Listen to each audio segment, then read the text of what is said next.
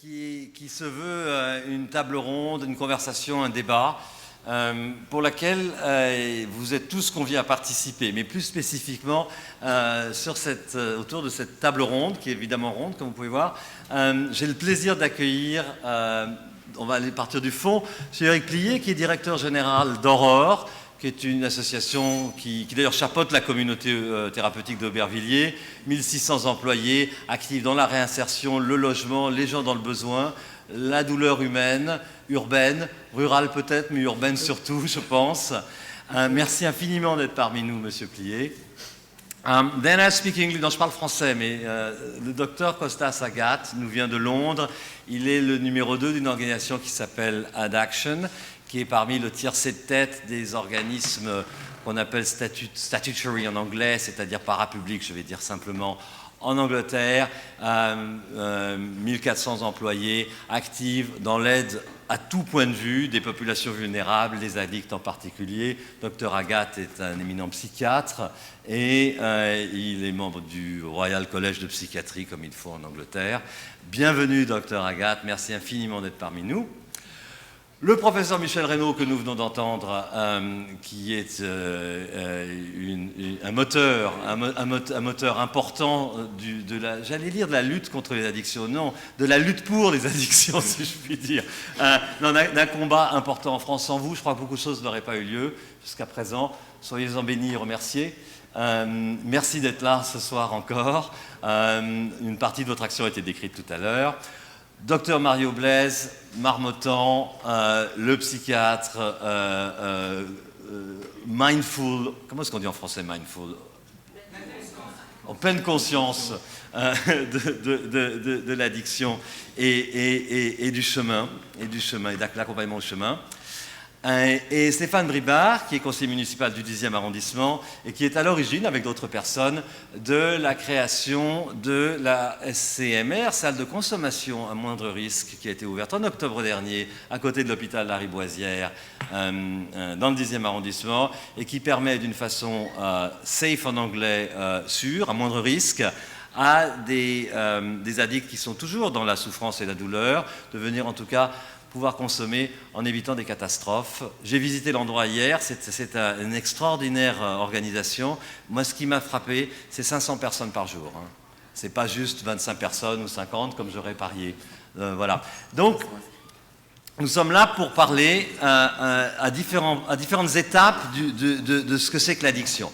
Et nous avons devant nous, dans la salle, vous tous, mais au premier rang, 4 personnes dont je voudrais parler brièvement. Mon vieil ami David Delapalme, je ne dis pas vieux parce que tu es vieux, je dis parce que ça fait longtemps, mais qui a été un des moteurs de l'implantation des modèles d'abstinence qu'on appelle Minnesota en France, et je crois que ta contribution sera importante, David. Ça, c'est important. Venu tout droit de la Caroline du Nord via la Turquie, Rick Orström, qui est depuis 35 ans un moteur extrêmement important de l'approche de l'addiction aux États-Unis et dans le monde au travers de C4 Recovery Solutions, qui est à la fois un organisme de conférences, d'aide, de formation qui intervient aux États-Unis d'abord, mais dans le monde entier pour essayer d'aider les gens à trouver les meilleures solutions possibles. Ton partage sera absolument essentiel, Rick. Merci. Merci beaucoup. Il y a une autre personne qui est là, qui parle très bien le français, qui est Yan Young. Et Yan Young vient de Londres et il pratique une profession très particulière pour laquelle j'ai beaucoup d'admiration. Je serais absolument incapable de faire ça. Je suis juste psycho, moi, c'est tout. Shrink. Il est interventionniste. L'interventionniste, c'est la personne qu'on appelle quand c'est vraiment l'AM et qui vient et qui essaie de trouver des solutions avec les familles, avec l'addict en souffrance. Et j'aimerais à un moment donné que tu témoignes de ton expérience aussi. Not now, at one point, I'll call you. Don't worry, no problem. Why don't you put the headset on? Does it work? It works. Ok, c'est bien alors. Oh, merci. J'écoutais votre voix. Vincent Fiat, merci aussi d'être là. Comme Jean-Paul Bruno l'a dit, vous êtes son bras droit. Vous êtes aussi extrêmement engagé dans l'apport de l'identification de comment on arrive à rassurer et à, j'allais dire, apprivoiser, parce que c'est un mot qu'on m'a donné un jour, l'addict dans la douleur, l'amener, l'accompagner, et l'accompagner dans sa réinsertion. Et ce qui me mène, et je gérerai un peu le débat, mais ce qui me mène au thème de ce soir. J'ai écrit une phrase trop longue, comme d'habitude, mais bon, c'est moi. L'univers des addictions est en évolution croissante et rapide. Nos réponses thérapeutiques communautaires thérapeutiques, dans la durée, sur le terrain, sur Internet, dans les écoles, dans les prisons, etc. Force et faiblesse.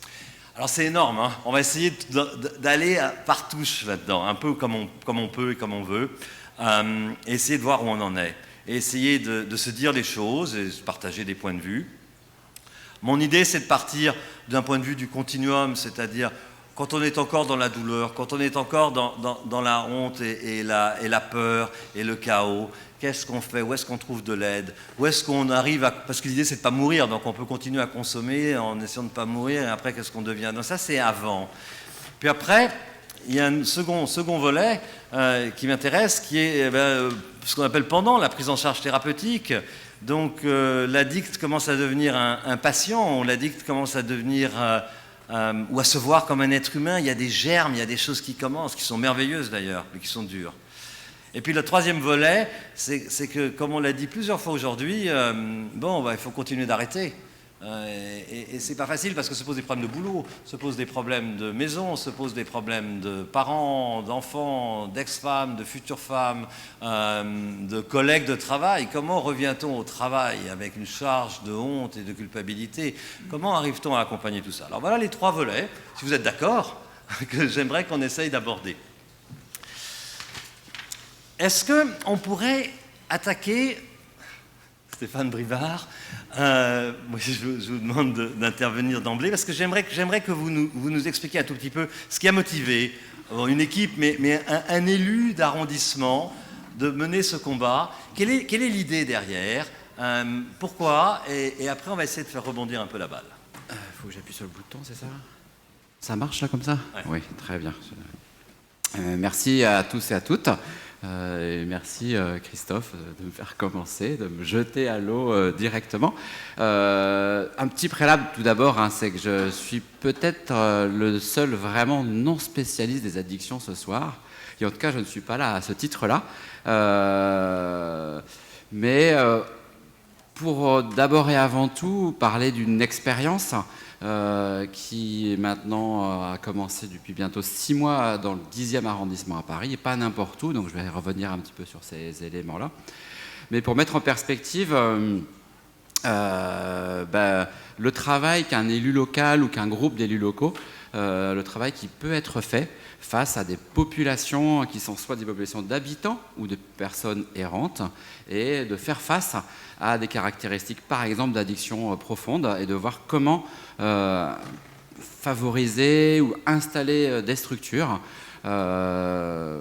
pour, d'abord et avant tout, reprendre lien avec eux, tendre la main et essayer de les amener quelque part. Donc tout d'abord peut-être quelques éléments. Je vais essayer de ne pas être trop long, il paraît que parfois je suis trop bavard, il faudra juste me le dire, hein, Christophe, gentiment surtout. Donc voilà, le 10e arrondissement, c'est le quartier notamment de la gare du Nord et de la gare de l'Est, c'est le quartier de l'hôpital Lariboisière, ça fait partie du nord-est parisien.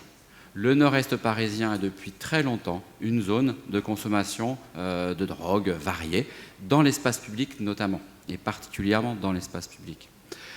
Dans le 10e arrondissement, dans le 18e arrondissement et dans le 19e arrondissement. Depuis les années 80, au minimum, il existe de plus en plus des structures ou des dispositifs vis-à-vis de ce type de public qui est installé sur un territoire d'abord et avant tout pour des conditions facilités d'acquisition de produits, des facilités de transport, et puis peut-être de moins en moins, mais il n'y a pas si longtemps que ça, de manière assez avérée, une capacité à se cacher ou à exister un peu en parallèle de la société, comme probablement dans différents pays, les gares étaient des lieux, ou sont parfois encore des lieux où on peut facilement se cacher, qu'on soit un usager de drogue, qu'on soit un fugueur ou qu'on soit une prostituée, etc. Voilà, dans ce quartier, il existe des automates de distribution de matériel qui permettent de consommer de manière propre et donc d'éviter notamment les transmissions de maladies. Il existe des structures françaises, alors je pense que vous les connaissez probablement, mais des CARUD, des XAPA, en tout cas des structures qui permettent évidemment du contact, d'aller parfois vers du soin et en tout état de cause d'avoir tentative de dialogue et avoir du matériel propre. De nombreuses structures existent, d'ailleurs Eric Pies pourra même éventuellement parler, parce que dans son groupe, il y a des structures qui existent à quelques dizaines de mètres de la salle qui a été créée en octobre dernier. Le constat, c'est qu'une grande partie du public de ces rues, c'est des centaines de personnes, l'essentiel de ce public n'était pas touché, ou en tout cas continuait à rester dans le territoire, dans les immeubles, dans l'hôpital, dans les parkings, dans les toilettes publiques, etc., à consommer pour l'essentiel par injection aussi et de plus en plus par inhalation, dans un espace avec des habitants. Pendant très longtemps, les choses étaient décriées, mais en même temps s'organisaient tant bien que mal. Et il a été décidé, à la suite d'un travail d'acteurs associatifs et d'une option médiatique qui a été prise à la fin des années 2000, de saisir la France de la problématique des salles de consommation, avec l'idée qu'elles existent à l'étranger, qu'elles montrent une certaine efficacité, en tout cas par rapport à la gestion de l'espace public et au contact avec les personnes. Et donc la ville de Paris, la mairie du 10e arrondissement sont profondément investis dès l'année 2010. Alors, je vais essayer peut-être de faire cours sur l'histoire en France des salles de consommation, mais en gros, c'est dès l'année 2010 que les premiers acteurs publics se sont saisis de ce sujet, ont essayé d'avancer. On essaie d'avancer par tout d'abord la création de pédagogie autour des sujets, donc création de colloques, création de conférences, notamment à l'hôtel de ville, notamment sur les réseaux d'élus santé sur l'ensemble du territoire, pour permettre de partager des connaissances, non seulement avec des spécialistes, mais aussi avec des policiers, et aussi avec des personnes de la justice, et bien évidemment avec des gestionnaires locaux de collectivités. Des propositions ont été faites, qui ont été à l'époque déclinées par les pouvoirs publics nationaux, étant donné que voilà, le président de l'époque et le Premier ministre de l'époque étaient très peu favorables, pour ne pas dire totalement défavorables à cette possibilité. Les élections présidentielles de 2012 ont permis d'ouvrir ce champ. À l'origine, il était prévu que ça puisse se faire sans évolution de la loi. Le Conseil d'État en France a décidé qu'il était fragile de le faire sans évolution de la loi. Donc le projet qui était en train de se monter dans le quartier s'est immédiatement stoppé, le temps d'adapter le cadre juridique français, ce qui a été fait à la fin de l'année 2015 dans le cadre d'une loi dite loi santé de la ministre Marisol Touraine, et qui a permis d'approfondir et de donner une base juridique plus forte pour les dispositifs de réduction des risques et des dommages, et de permettre l'expérimentation de salles de consommation à moindre risque, puisque c'est le nom officiel en France. Dès que le cadrage juridique national a été planté, dès que les instances officielles autour de la police et de la justice ont donné leur vision des choses et installé un cadrage juridique, la collectivité locale a pu se lancer dans le travail autour d'un lieu en cœur de Seine, ce qui est évidemment très important, et donc sur un espace d'environ 400 mètres carrés, dépendant, en tout cas dans l'enceinte de l'hôpital Lariboisière, donc une structure hospitalière, sans pour autant en étant autonome et pas dépendant de l'hôpital Lariboisière. Je le précise parce que ça a été un des points sur lequel je pourrais peut-être revenir s'il y avait besoin, qui a été un gros point de friction avec les habitants sur la notion de ce genre de structure.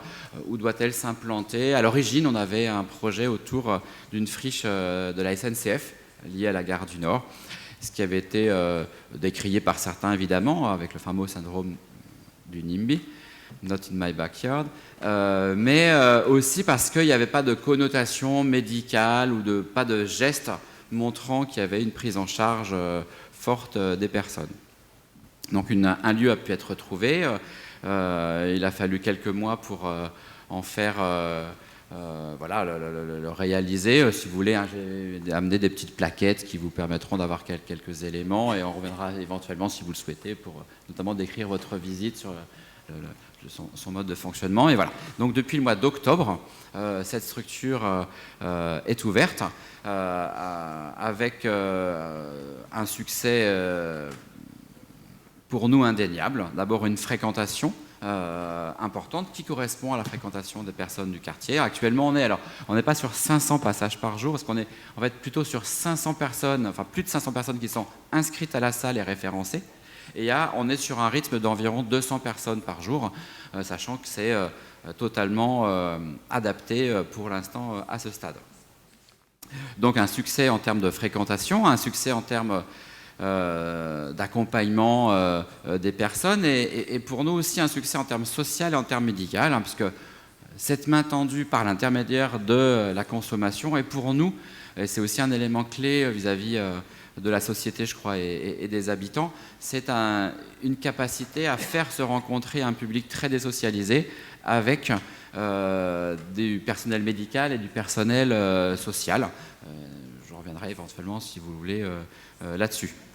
Un succès donc pour les usagers et pour la structure, et aussi, même si ça peut comporter parfois des difficultés toujours, bien évidemment, hein, mais un succès aussi pour la tranquillité publique, qui est un élément clé pour nous, à savoir que lorsque la salle est ouverte, il y a beaucoup moins de gens, voire il n'y a plus personne dans les rues immédiates à se shooter ou à consommer des produits dans l'espace public et dans les espaces privés. C'est quand même un objectif majeur par rapport aux habitants. Par contre, il est évident que quand la salle est ouverte, c'est toujours une scène de consommation du nord-est parisien, toujours une scène très forte, et donc il continue à y avoir des personnes qui utilisent par exemple les parkings, par exemple les toilettes publiques pour consommer des produits. Voici peut-être une présentation assez rapide. Un point, et là aussi, selon vos questions, on pourra revenir un peu là-dessus, puisque l'une des difficultés, ou en tout cas l'une des caractéristiques, c'est qu'on est à Paris, dans un secteur très dense et avec des habitants partout. Donc c'est d'abord, comment faire comprendre certaines problématiques liées à la toxicomanie, à l'usage de drogue. Et c'est pas si évident que ça. Pour éviter les peurs, les fantasmes habituels de la société, et particulièrement en France, hein, on n'est quand même pas toujours si rationnel que ça. Donc comment travailler là-dessus. Et puis, de manière peut-être plus large, mais très forte, c'est comment éviter justement le syndrome du NIMBY. C'est comment travailler à installer des structures au pied des immeubles des gens. Là, on parle d'usage de drogue, mais à quelques rues de là, on peut parler aussi d'implantation de structures sociales de proximité ou voilà, de structures de logements sociaux, par exemple. Voilà, on le voit, des réactions très fortes sur ce type de thème. Donc, j'espère que je n'ai pas déjà été trop long, et en tout cas, vous actionnez le bouton et je pourrais parler encore plus si vous voulez. Merci beaucoup, Stéphane. J'entends le débat sociologique. Mon côté thérapeute et médical regarde ça en disant ok, je comprends. Quelle est l'opinion du psychiatre Mario Blaise? Le bilan à quel niveau? Sur la salle de consommation? Alors pour moi et puis pour mes collègues de Marmottan, hein, la plupart, c'était une évidence qu'un tel outil manquait au paysage des soins en France, voilà, et que je parlais de portes d'entrée, de multiplicité des portes d'entrée dans les soins, c'en est une, et c'est une interface de plus entre des soignants et des usagers, voilà, et ça correspond en plus à comme vous l'avez très, très bien expliqué, à des scènes qui étaient, enfin, des scènes d'usage dans la rue, planquées, enfin voilà, et que faut bien se rappeler que les salles de consommation, comme elles ont été développées même dans d'autres pays, c'est pour répondre à aussi des usages locaux, enfin à des problématiques locales, voilà, et là c'est vrai que c'est un emplacement clé voilà, pour ça, qu'on a des clients, des patients qu'on voit à Marmottan qui sont aussi usagers de la salle de conso, voilà, ils nous en parlent, ils nous le disent, ça fait partie aussi de...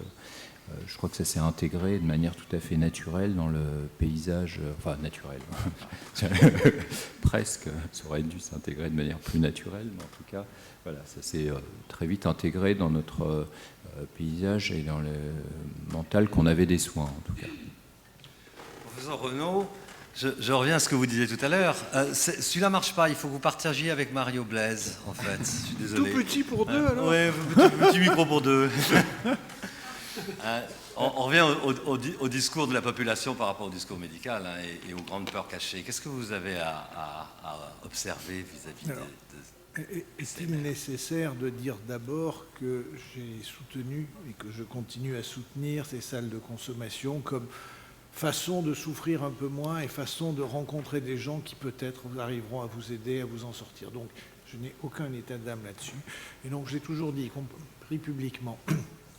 En revanche, il m'est arrivé tout récemment, lors d'un congrès de psychiatres, de retrouver une ancienne collègue, une psychiatre fort sympathique, de gauche, humaine, avec une population de patients soignés tout à fait banale et ayant l'habitude de la souffrance psychique, et qui m'a dit qu'elle a son cabinet dans la rue, une petite rue, de la salle de consommation à moindre risque. Et elle m'a expliqué que c'était devenu très difficile pour elle et pour ses patients, car la population qui venait à cette salle de consommation entraînait de multiples nuisances qu'elle m'a citées, des manque de propreté, enfin toute une série de comportements antisociaux, voire de menaces, en tout cas de choses qui sont vécues comme des menaces pour ces patients. Alors après, j'entends bien, hein, et je sais que vous avez, et d'abord je vous félicite, parce qu'il fallait du courage pour faire ça, et donc c'est bien que ça a été fait. Néanmoins, il faut entendre, enfin, je sais que vous devez essayer de le faire, les difficultés que rencontrent les riverains qui sont légitimement aussi en droit. Alors qu'est-ce qu'on peut faire pour que, si on veut que ce genre de structure soit nécessaire, soit accepté, c'est comment assurer un minimum de paix sans qu'il y ait des flics partout avec les problèmes que cela peut poser de confiance des patients. En deux mots, parce que je ne veux pas qu'on fasse trop de ping-pong. Enfin, j'ai quelques éléments que je peux apporter là-dessus, mais un élément clé pour nous, hein, c'est que depuis le début, on a reconnu les habitants de proximité, leurs associations, leurs collectifs, quelles que soient leurs options ou leur manque d'options, mais leur volonté d'être dans l'accompagnement ou dans le suivi de l'arrivée de cette salle. Et on a installé ce qu'on a appelé, nous, un comité de voisinage qui se réunit toutes les 6 à 8 semaines, qui réunit non seulement les riverains, mais aussi des salariés des services publics ou des entreprises de proximité concernées par l'usage de drogue dans leur structure, ainsi que l'ensemble du réseau de réduction des risques du 10e arrondissement, l'ensemble des groupes politiques et les financeurs et institutionnels qui suivent le sujet. Ce qui est important pour nous, c'est que toutes les paroles sont entendues, et particulièrement celles qui peuvent être dissonantes. L'objectif pour nous, c'est la création d'un lieu de partage citoyen, de réflexion citoyenne sur l'implantation et l'intégration de cette salle sur un territoire, sachant mais on en reparlera peut-être plus tard, cette scène est très marquée dans le cas de la Gare-du-Nord depuis très longtemps, mais il s'avère que lorsque les choses ne se passent pas à l'immédiateté de la fenêtre ou de la porte des gens, parfois les gens considèrent que ça n'existait pas. Et c'est bien ce qu'on observe en ce moment. C'est qu'on a évidemment, je reçois demain soir avec presque 30 personnes, un collectif que j'ai déjà reçu la semaine dernière, et ça va continuer comme ça, parce que eux, ils ont l'impression qu'il n'y avait pas de problème, parce qu'avant, c'était pas sur la rue Saint-Vincent-de-Paul, très concrètement. C'était sur la rue de Maubeuge. Qu'est-ce que vous pouvez faire pour qu'effectivement il y ait moins de problèmes pour ces gens, même s'ils avaient l'impression avant qu'ils n'étaient pas dérangés? Pas simplement les écouter. Non, mais c'est tout ça. Dans le débat sociologique du voisinage, parce que c'est un débat en soi. On essaie de rester sur les personnes en douleur et en souffrance. Et ça me mène à une question importante. Je suis sûr que vaut mieux fumer une pipe de crack dans un endroit safe comme là que dans la rue. J'ai pas de doute avec ça, étant moi-même un ancien consommateur. J'ai pas de problème avec ça. Maintenant, je me pose la question de savoir à quel endroit on commence à motiver le désir du changement. Parce qu'il y a un élément de perpétration ici. Il y a un élément de confort, de ritualisation pratiquement. Et à quel moment on motive? Alors, je suis en train de me demander à qui j'ai envie de poser la question, mais I think Rick. Je crois que Rick. Américaine est importante. Oh, you need a mic, absolutely. Sorry. Alors, excusez-moi, je me suis fait mal au genou dans l'escalier il y a un quart d'heure, donc je ne peux pas me lever. Je vous présente mes excuses. Je vais m'exprimer en anglais. Et alors, il faut que je vous dise que ça fait 32 ans que je m'occupe des addictions et j'ai été très impressionnée par cette salle. Je l'ai visitée lundi. J'admire votre courage politique, monsieur, je dois le dire, et je dois dire que dans la somme de toutes choses, il est tout à fait nécessaire d'effectuer cette première étape que vous avez passée. Maintenant, après 32 ans dans le métier, voir la réduction des risques, c'est toujours une modalité discrète. Et en fait, à partir de là, une fois que les anges sont stabilisés, il est très difficile de les engager dans le sevrage. Et donc, en fait, on leur enlève le droit de choisir parce que là, on leur rend la vie tellement plus facile de poursuivre dans la voie de leur addiction. Et donc je pense que de façon éthique, moi j'ai un petit problème avec ça. Après, je suis réaliste et je vois bien que 25 à 30% des personnes ont besoin de ça, ont besoin de ce suivi et de ce soutien. Mais il y a aussi un grand pourcentage de personnes qui sont exposées à ces salles de shoot, si je peux dire, à cette réduction des risques, et donc qui vont y rester coincées finalement et qui ne vont pas avoir de moyen de s'en sortir parce qu'elles se retrouvent prises dans cette boucle de confort. Donc je suis d'accord avec vous, on a besoin de ce genre de salle, on en a besoin aussi aux États-Unis, et l'expérience qu'on a faite aux États-Unis, c'était la thérapie de substitution, et en fait, on s'est aperçu que les gens qui commencent un traitement de substitution n'arrivent jamais jusqu'au sevrage parce qu'ils rentrent dans cette boucle de confort. Donc c'est une décision, je crois, éthique. Alors je ne dis pas ce qui est bien ou ce qui est mal, mais je crois que c'est une décision qui nécessite énormément de réflexion avant de pouvoir être mise en œuvre. Ce qui me mène à cette question centrale, la motivation. Comment est-ce qu'on motive les gens? C'est peut-être parce que je travaille à Londres, mais Dr Agathe, la motivation est une chose que je retrouve dans des unités de la NHS en Angleterre, que je retrouve dans différents endroits où on utilise énormément le motivational interviewing, qui est une technique qui est destinée à motiver les gens dans le processus de l'idée qu'on pourrait éventuellement arriver à changer un jour. Et j'aimerais bien avoir votre feedback sur le concept de la salle d'injection, mais aussi commencer à parler de motivation un tout petit peu, parce qu'on va rentrer dans cette partie essentielle d'avant le traitement.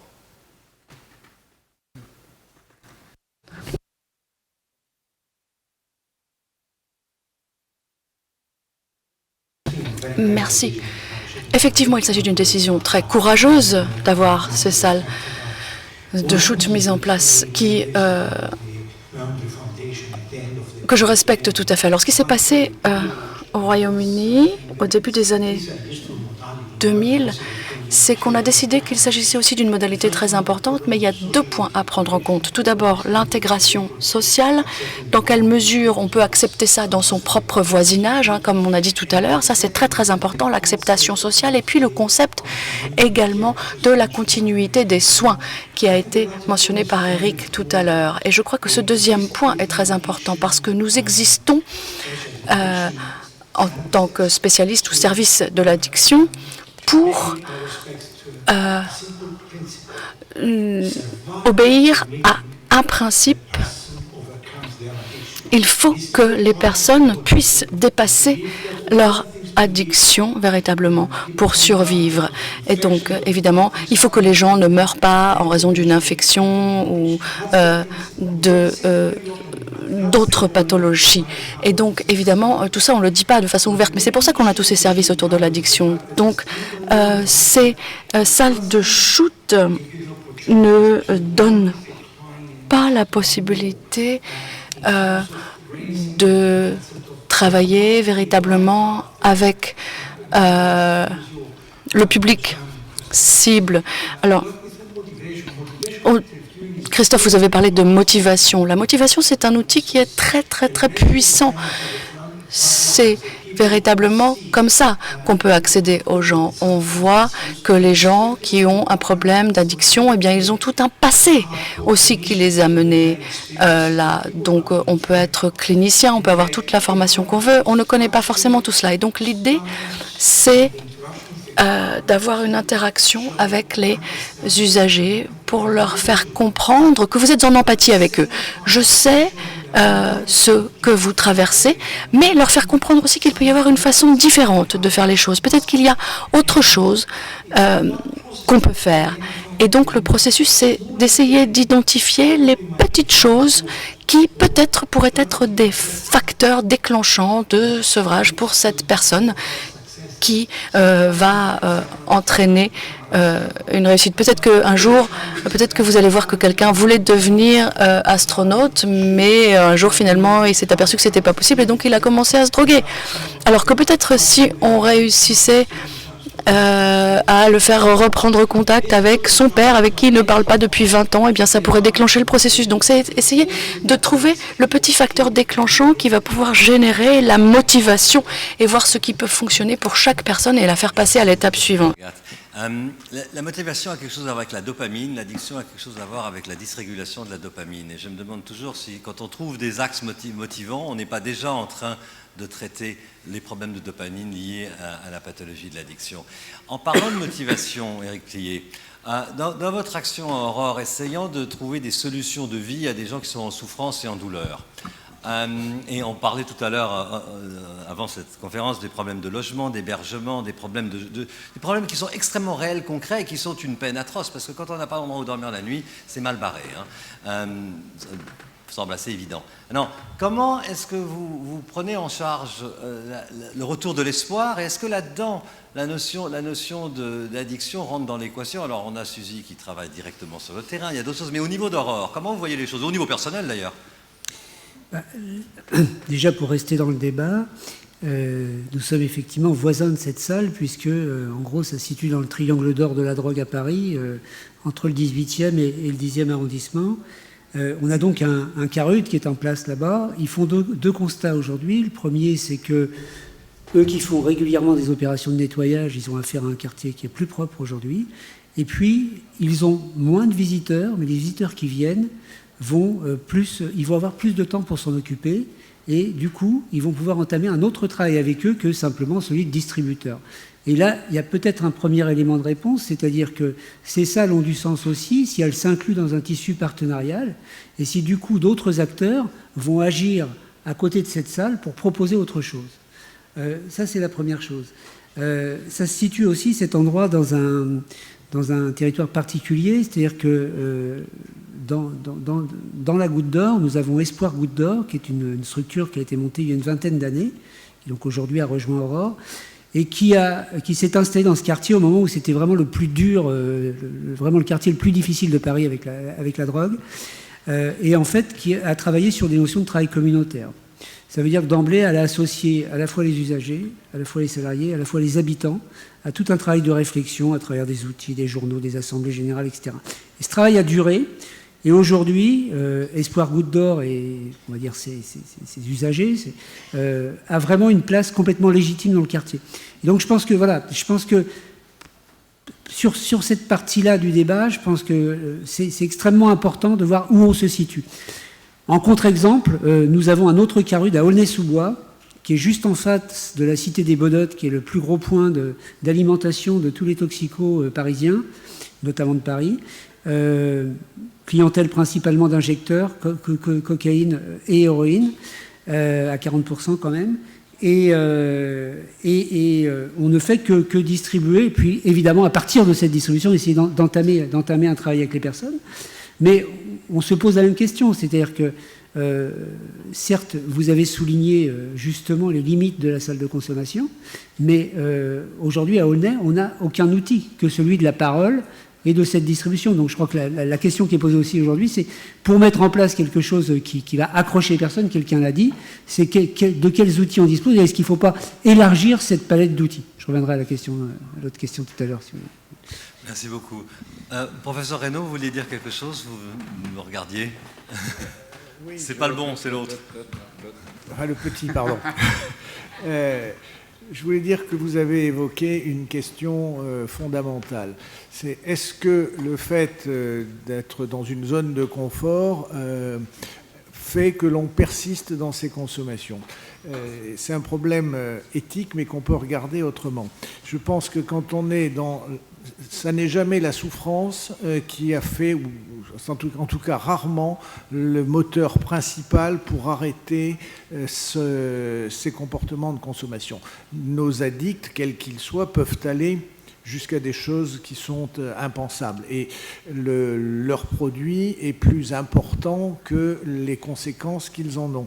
Le fait de leur donner un espace d'apaisement, on voit bien dans ce que vient de dire Éric Plié que quand on donne des seringues, ce que personne ne remettra en cause à l'heure actuelle, et qu'on n'a pas un lieu où il peut se poser et parler et trouver quelqu'un de bienveillant qui, pour ceux qui peuvent le faire, parce qu'il faut voir que c'est des populations qui sont totalement en dehors de l'envie de se soigner, la possibilité que quelques-uns puissent se dire je vais aller dans une structure autre où je rencontrerai un psychologue, un éducateur, puis éventuellement je me mettrai sous traitement de substitution. De la même manière, quand vous dites les traitements de substitution, les gens continuent leurs produits, mais on a entendu ça tellement pour dire que... mais on a vu à côté de ça le changement de vie d'un très grand nombre de patients héroïnomanes qui se sont mis à pouvoir retrouver une vie acceptable, que quand on pèse les bénéfices et les dommages, il y a plus de bénéfices à continuer à consommer un traitement de substitution qu'à se défoncer. Certes, c'est mieux d'arrêter, mais quand on ne peut pas, il n'y a pas d'autre solution. Et il n'y a plus de bénéfice à aller dans une salle de consommation à moindre risque que de se défoncer sans aucun contact avec quelqu'un qui un jour peut vous tendre la main. Voilà. Je veux bien rebondir en deux mots sur ce que vous venez de dire et aussi sur Éric Plié disait tout à l'heure sur la notion de réseau ou d'échange entre partenaires. Cette salle de consommation à Paris a un lien très fort avec un service d'addictologie de l'hôpital Fernand Vidal qui est à quelques centaines de mètres. C'est un lien qui existait avant par l'association porteuse, l'association Gaïa Paris, qui a été accentué. Ils ont plus d'heures et ils ont déjà, alors après c'est jamais peut-être assez, etc., mais ils ont déjà des personnes qui ont été orientées parce qu'elles avaient déjà vraiment une conscience, ou en tout cas un début de prise en compte que leur vie n'était plus possible ou qu'ils voulaient la transformer. Et c'est par l'intermédiaire de la salle, du lien qui s'est créé, et des partenariats qui ont été noués, que ces personnes ont pu être orientées et vont peut-être pas aller jusqu'à un sevrage, je n'en sais rien, mais en tout cas vers un parcours de soins mais qui vient d'eux, enfin, qui vient de... Voilà. Je ne voudrais pas qu'on fasse juste une seconde. On va pas faire tout le débat sur la CMR. Moi, ce que je retiens, c'est plusieurs choses. C'est d'abord qu'on est plus confortable dans une pièce que dans un caniveau, que manifestement, il y a des avantages de proximité et de voisinage, que malheureusement, ça ne mène pas à une approche thérapeutique des troubles de l'addiction, nécessairement, mais qu'on a moins de morts. Et ce que j'entends aussi, c'est que tout ça fonctionne mieux si on implique les différents acteurs, comme le disait Éric Plié. Je résume un petit peu. Rick, tu veux ajouter quelque chose? Et on reviendra aux questions après. Ouais. Évidemment, je suis tout à fait d'accord avec vous. Tout à fait. Mais it's a real concern. C'est vraiment un problème. Parce que moi, ça fait 32 ans que je suis là-dedans. J'ai vu ce qui se passait si on ne faisait rien. J'ai vu ce qui se passait avec les stéroïdes. J'ai vu ce qui se passait dans de nombreux pays, dans de nombreux endroits. Et je dois dire que c'est trop pratique pour les politiciens. Et c'est pour ça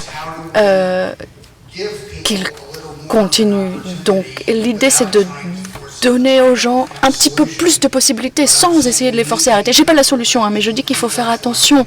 Il faut toujours garder ça présent à l'esprit et il ne faut pas s'arrêter à cette étape qui est bien pratique de salle de shoot. Parce que ce n'est pas juste une réduction des risques pour les drogués, c'est aussi une réduction des risques pour les politiciens, pour les politiques. Et c'est un peu la solution de facilité. Et donc là, pour être honnête, la raison principale, c'est que c'est une réduction de risque pour les politiques. Je ne suis pas du tout cynique en disant ça, je suis complètement réaliste. Et je n'essaie pas de juger, mais je dis que c'est vraiment important d'essayer d'avancer un pas plus loin. C'est intéressant. Il se passe le phénomène habituel dont me parlait un ami l'autre jour et dont je parlais ce matin. Quand il s'agit de légaliser, quand il s'agit de répression, à peu près dans tous les pays occidentaux, c'est très simple. On est tous d'accord, on met tout le monde en tôle, on met tout le monde devant un magistrat, et c'est extrêmement simple comme réponse. Quand il s'agit de thérapie et de quoi faire, on a autant de débats que de participants. En attendant, toutes les 4 secondes, il y a un addict qui meurt. Donc on va éviter de rentrer dans un débat de controverse. Je vais te passer la parole après, David. On va éviter de rentrer dans un débat de controverse. Parce que sinon, on va non seulement se noyer, mais on va tuer beaucoup d'addicts, parce qu'entre-temps, on ne fait rien. Donc je suis un peu sérieux, mais on ne peut pas se permettre ce luxe. Je suis radical. Je donnerai la parole à l'audience dans pas longtemps, mais je voudrais qu'on passe à un autre thème qui est extrêmement important, je crois, qui est la motivation. Je reviens dessus. La motivation est la seule raison pour laquelle on commence à avoir envie de s'aider. Et dans la motivation, moi ce que j'ai découvert en Angleterre, c'est un rôle de motivateur qu'on appelle interventionist. Yann, ça va être à toi dans pas longtemps. C'est un point pivotal qui existe, que je ne retrouve pas dans d'autres pays. Ce que je voudrais, Yann, s'il te plaît, c'est que tu m'expliques 2 choses, ou que tu expliques à l'audience 2 choses. Premièrement, c'est quoi ton boulot interventionist, dans quelques phrases. Deuxièmement, Comment ça marche quand les gens sont encore dans la douleur, dans la consommation, et comment on gère une intervention quand l'intervention patine, l'intervention ne marche pas ou prend du temps, comment on reste interventionniste quand on a des gens qui continuent à consommer?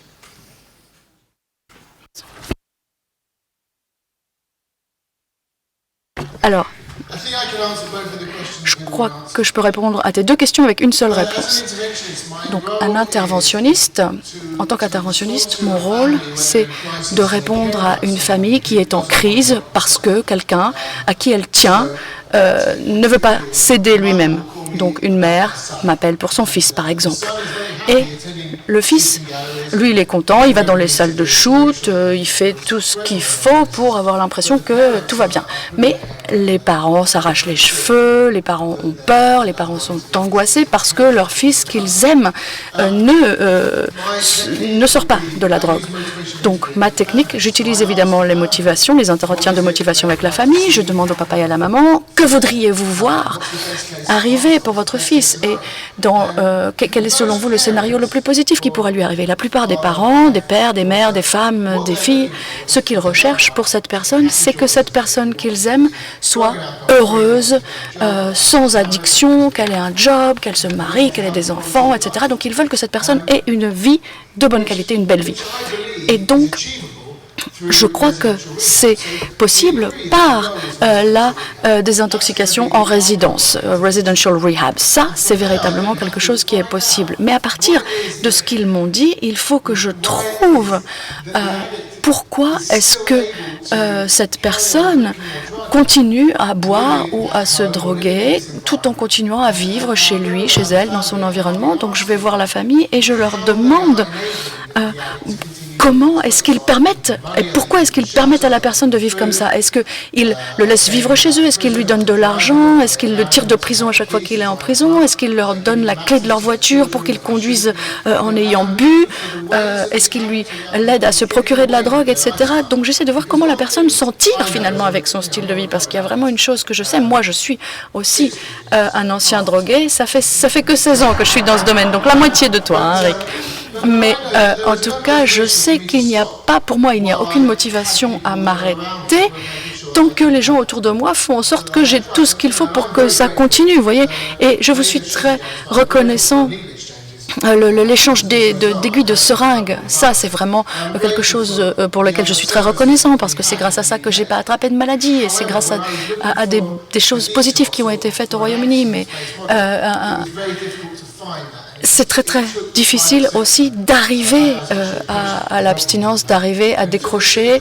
Et véritablement, pour moi, il a fallu que le secteur privé arrive sur le terrain pour pouvoir trouver une solution. Et c'est ça aussi que je vois quand je parle aux familles. Donc je parle aux familles, je vois pourquoi on peut avoir ce comportement. Je rencontre même pas la personne en elle-même. Hein. Je parle d'abord à tous les membres de la famille, en privé, chacun séparément. Et quand je pense qu'on est prêt, eh bien, on a un processus très structuré par lequel on invite la personne concernée à rentrer dans la salle où toute la famille est réunie. Et donc, on a un processus très détaillé par lequel on le confronte à l'amour véritablement de toute sa famille. Ça, c'est très important. On n'essaye pas de le harceler ou d'exprimer de la colère, de la haine ou de la honte. On exprime l'amour de la famille pour cette personne. On dit « je tiens à toi à ce niveau-là, mais toi, tu te drogues ou tu bois, et donc du coup, ça me fait me sentir comme ci, comme ça, et donc j'ai peur, je suis anxieuse, j'ai mal, je me sens seule, isolée,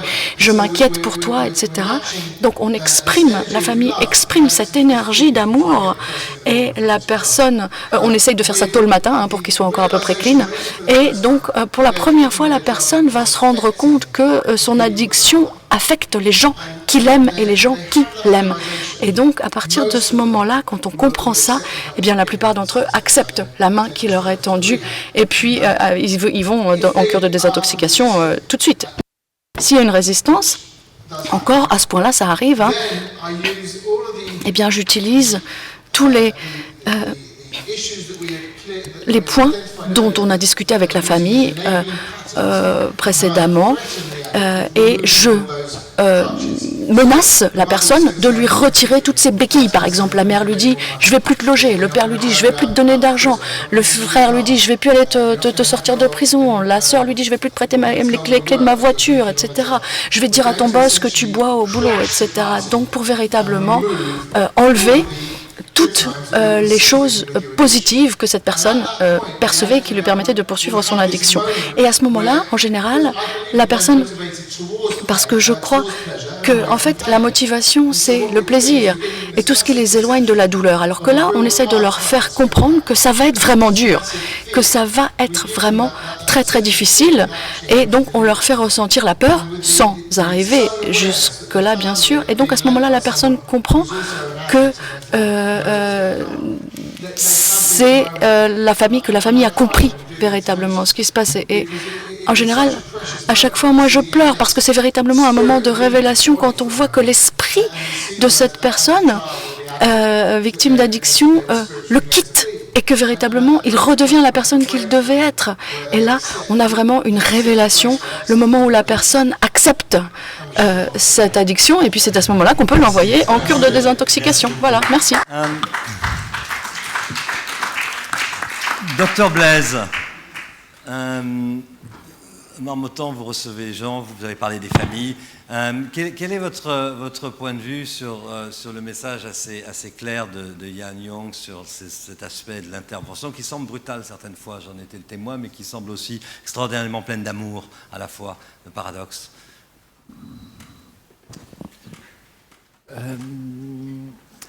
C'est vrai que c'est à écouter comme ça, c'est assez fascinant. On voit tout de suite la scène vivante et comment ça peut se passer. En même temps, ça peut être difficile de savoir comment se placer, comment intervenir, dans quelles conditions être appelé. Et puis ça me fait penser que ça peut être aussi des je sais pas, des one shot, enfin je sais pas comment on dit, enfin chose qui se fait en une fois, ça marche ou ça marche pas, enfin voilà. Bon, pourquoi pas essayer des choses comme ça. Moi, ce que j'entends là, c'est combien la place de la famille est un levier et une ressource hyper importante. et combien un addict n'est pas seul, enfin voilà, ne vit pas tout seul et qu'il y a toujours un entourage, et que se préoccuper de comment faire levier avec l'entourage, c'est quelque chose de primordial. Alors là, comme vous le décrivez, c'est une manière vraiment interventionniste, on comprend bien, mais on devrait quand même réfléchir à chaque fois à comment faire levier avec l'entourage, alors que ce soit le travail, les amis ou la famille, mais c'est vraiment une ressource énorme qu'on n'utilise certainement pas assez. Merci beaucoup, merci Dr Blaise. Ce qui petit à petit me mène à cette idée, on arrive à se dire que finalement la solution désirable, c'est de finir par l'abstinence, non pas au sens de ne pas consommer, mais au sens d'exister sans avoir même à penser à consommer. Donc on rentre dans ces différents modèles. Je voudrais faire intervenir Dominic McCann. If you're happy to just share ton expérience, je passe à l'anglais, ton expérience de la prise en charge des patients à Castle Craig quand ils n'ont pas envie d'être là. You need a mic. Bonjour. Je ne me suis pas préparé à parler, mais en tout cas, je vais vous dire quelques mots en guise d'introduction et vous parler de ce que je fais. Je suis le directeur d'un centre de traitement en Écosse et on a 120 places dans notre centre. On a en ce moment environ 90 patients qui sont en train d'être traités pour l'addiction alcool et drogue. On fournit en fait un traitement, une thérapie intégrée, un programme intégré qui commence avec la détox, normalement. Et ensuite, on poursuit sur une période de désintoxication psychosociale. Et ça, c'est un programme sur quelques semaines, parfois quelques mois. Pour les gens qui... évidemment, le traitement doit continuer au-delà de plusieurs semaines lorsqu'ils rentrent chez eux, s'ils partent au bout de plusieurs semaines. Mais pour certaines personnes, la thérapie n'est qu'une première étape vers d'autres étapes. Évidemment, c'est un plan sur 6 mois de traitement. Et ensuite, ça se poursuit à la maison, évidemment, quand ils rentrent. Ensuite, l'aspect intégré de cette thérapie, c'est le soin psychiatrique. Donc, on a en fait une équipe de psychiatres qui sont à plein temps, employés chez nous, hospitaliers. Et donc, ils ont une équipe pluridisciplinaire avec une psychologue, un psychothérapeute, également des infirmières. Il y a aussi un généraliste pour des besoins généraux en médicaments. Et puis, il y a évidemment d'autres types de thérapeutes qui fournissent des thérapies complémentaires. En tout cas, ça c'est le cadre des soins. Je vais vous décrire cela comme un environnement complet de soins. Le soin, c'est 24 heures sur 24, 7 jours sur 7. Et en fait, ce qu'on propose, c'est pas juste l'expertise pleine et entière d'ailleurs du personnel et les traitements, mais aussi, on a aussi une grande qualité d'environnement, c'est-à-dire qu'on enlève les gens, on les éloigne de les déclencheurs habituels, de leur boisson, de leur prise de substances. Et on les emmène dans un endroit qui a toujours été un environnement de guérison, qui est un magnifique paysage donc écossais, naturel. Ça peut être ici comme la Suisse ou d'autres belles parties de France, mais en tout cas un endroit magnifique. Et je crois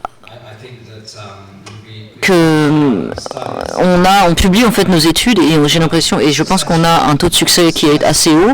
Et quand je dis succès, je parle de deux choses. Je parle de la mesure que l'on fait de la capacité des gens de rester abstinents de drogue ou d'alcool 1 an après notre traitement, nos soins.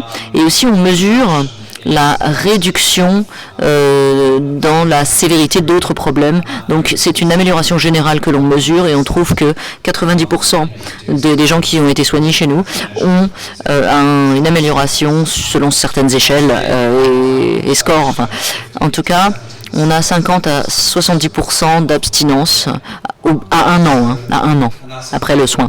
Et ça, c'est des gens qui viennent entre les gens qui restent 1 semaine jusqu'à 5 mois. Il y a énormément de diversité de durée de séjour pour le soin. Donc, et c'est ce que l'on propose. Et je crois que que c'est efficace, que c'est un modèle de traitement qui est oui, efficace. Mais évidemment, il n'est pas possible d'avoir un Castle Craig dans toutes les villes de notre pays. Il y a très peu d'institutions comme ça en Europe aujourd'hui. Et évidemment, pour cette raison, on est intéressé, on veut venir en France, on veut aller dans les autres pays, on veut parler de ce qu'on fait et on veut aussi voir si ça peut susciter des questions, des intérêts parmi la communauté médicale, aussi bien parmi les psychothérapeutes que les psychologues. Avec un patient qui n'a pas envie d'être là.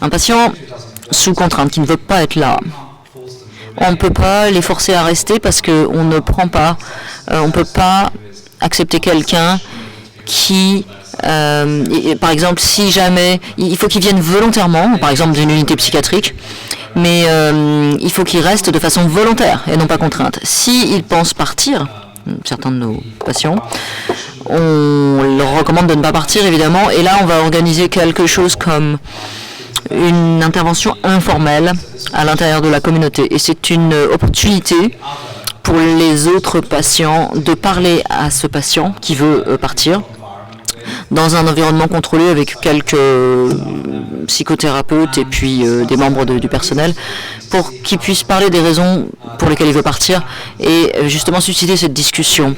Je crois que les premiers jours, particulièrement les premiers jours, quand ils arrivent en soins, presque tout le monde vraiment pense sérieusement à partir. Il y en a très peu qui, pendant cette phase initiale, trouvent ça facile. Mais évidemment, la seule raison pour laquelle on reste ouvert et pour laquelle ça fonctionne, c'est qu'en fait, on aide la majorité des gens à travers cette étape, cette première semaine initiale. Et la deuxième semaine, normalement, leur expérience, leur vécu est bien plus, disons, fluide. Oui, c'est vrai que j'ai envie de dire, on parle ici des gens qui ont réussi à trouver la porte et à frapper à la porte. Et c'est vraiment la question, que deviennent les autres? Alors, moi j'ai une proposition de réponse qu'on tente à Aurore depuis plusieurs années, c'est de faire un peu le grand écart en permanence, d'accueillir des gens qui sont encore des consommateurs actifs en hébergement. Je vais parler de l'hébergement un petit peu, comme d'accueillir des gens qui sont dans une démarche d'abstinence choisie. Moi je pense quand même que la vraie question, c'est quel panel on offre, à quel moment de la vie des personnes. Et dans tout ça, évidemment, quelles mains on leur tend, pour rester dans le débat, à ce moment-là et à toutes ces étapes-là. J'ai connu, moi j'ai travaillé comme éducateur dans les années 80, à l'époque où la seule règle c'était la cure de sevrage, et où, après une cure, on essayait de proposer des hébergements à des gens qui étaient en rupture, par exemple, avec leur famille, ou qui voulaient s'éloigner de leur quartier. Et à l'époque, c'était vrai d'ailleurs avec la drogue comme avec l'alcool, on était dans une norme qui était l'interdit. Donc quelqu'un qui arrivait dans une structure d'hébergement et qui à un moment donné dérapait, et je dirais que c'est bien souvent à un moment donné dans les étapes le lot courant de déraper, eh bien c'était la porte, c'était la sanction parce que perturbation du groupe.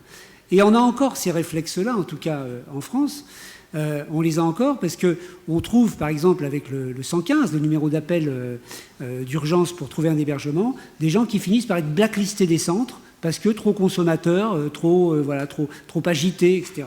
Et la vraie question pour moi aujourd'hui, c'est aussi comment ces équipements-là s'adaptent. Voilà, je vais donner un exemple. On a une structure qui accueille des grands exclus à Boulogne pour bouger un peu le prisme. Les gens, beaucoup d'entre eux sont beaucoup d'hommes et beaucoup d'entre eux ont un gros problème avec l'alcool. Et plutôt que choisir l'interdit, on a choisi une demi-mesure, c'est-à-dire que les gens ne vont pas dormir ailleurs quand ils arrivent ivres. Par contre, on leur demande de laisser leurs produits à l'entrée du centre. Et s'il y a besoin, ils viennent discuter avec l'éducateur pour boire un coup pendant la nuit plutôt que nous faire une crise de délirium. Ça marche bien. Et pour moi, c'est vraiment la question, c'est-à-dire comment nos équipements, et surtout les questions d'hébergement, parce que dès qu'il y a des murs, il y a des règles à respecter, il y a un groupe, ça devient beaucoup plus compliqué que quand on reçoit les gens en consultation libre et qu'après, finalement, ils font ce qu'ils veulent en sortant. Et donc, voilà, c'est vraiment une question pour moi, c'est comment et jusqu'où on peut s'adapter aux personnes, et évidemment avec cette idée quand même qu'on les emmène vers le soin à leur rythme progressivement. Merci beaucoup, merci Eric. Robin. Il insiste depuis tout à l'heure.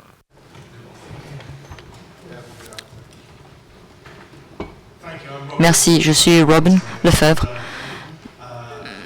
Merci beaucoup en fait pour cette conversation très intéressante. Je voudrais en fait parler d'une autre clinique à Malte qui s'appelle Caratax. Je suis désolée parce que ils sont partis en fait, hein, mais en tout cas c'était en fait les sœurs en fait sont parties et donc cette institution donc est gérée par une église hein, et donc en fait j'étais avec en fait ce père, hein, ce prêtre à Malte. Et cette clinique, en fait, ce qu'elle faisait, c'était vraiment intelligent. Ils avaient en fait ça s'appelle des maraudeurs, hein, qui vont à la recherche, qui vont au contact des gens. Donc des maraudeurs qui vont à la rencontre dans les salles de shoot, par exemple, les salles d'échange d'aiguilles, etc., pour distribuer les médicaments. Donc ils allaient au devant des personnes, donc des personnes droguées. Et en fait, ils les invitaient à aller dans les centres de réhabilitation, de désintoxication.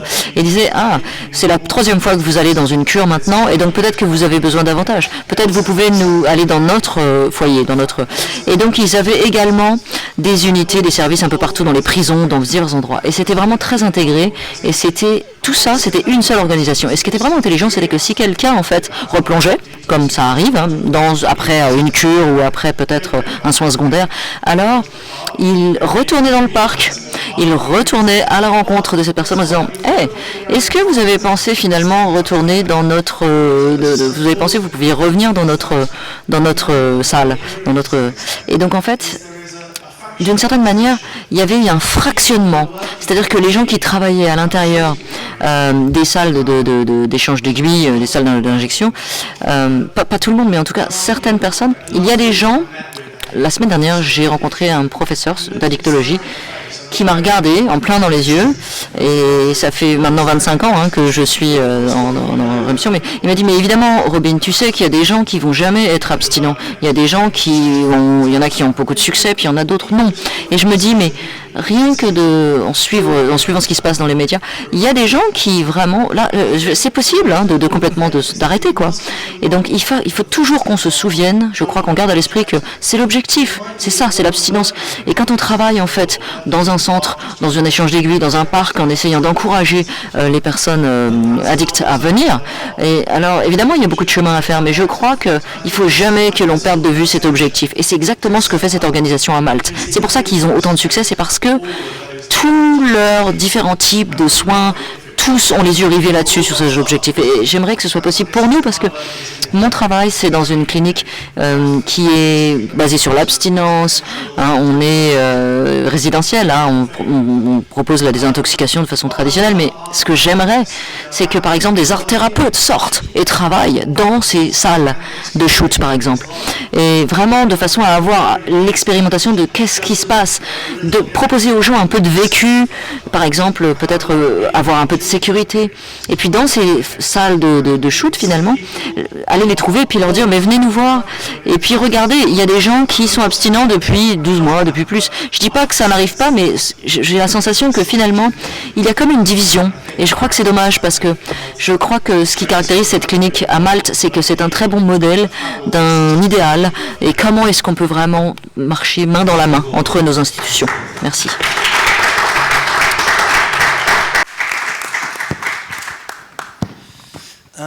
Monsieur Fiat, vous avez entendu beaucoup de choses.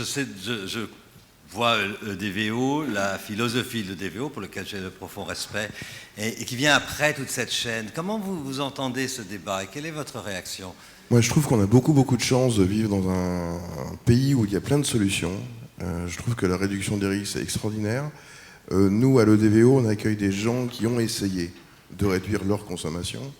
C'est souvent des gens qui ont 10 ans, 15 ans, 20 ans de consommation, qui ont fait de nombreux sevrages, de nombreuses cures, et qui ont vu que ça ne marchait pas, pour eux. Donc d'une démarche volontaire et d'une démarche personnelle, et ça je crois que c'est important, ont décidé de se diriger vers une abstinence totale, comme je l'ai entendu. Moi je suis tout à fait en phase avec ce qu'a dit monsieur derrière, sur ce processus de rétablissement. Je trouve qu'il y a plusieurs possibilités. Je trouve ça très bien d'avoir un panel aussi large. je reviens sur les ambitions. C'était pas sur les ambitions, c'était sur le choix qui détermine un consommateur à vouloir arrêter. La motivation. Sur la motivation. La motivation, pour moi, c'est les conséquences. Et contrairement à ce que j'ai pu entendre, moi, je trouve, enfin, dans mon parcours, moi, personnel, ce qui m'a fait arrêter de consommer, ce sont les conséquences de ma consommation. Les conséquences de ma consommation, et qu'au moment où j'avais décidé d'arrêter, il y a eu une personne, il y a eu un centre, il y a eu un addictologue, il y a eu un médecin généraliste, il y a eu un psychothérapeute.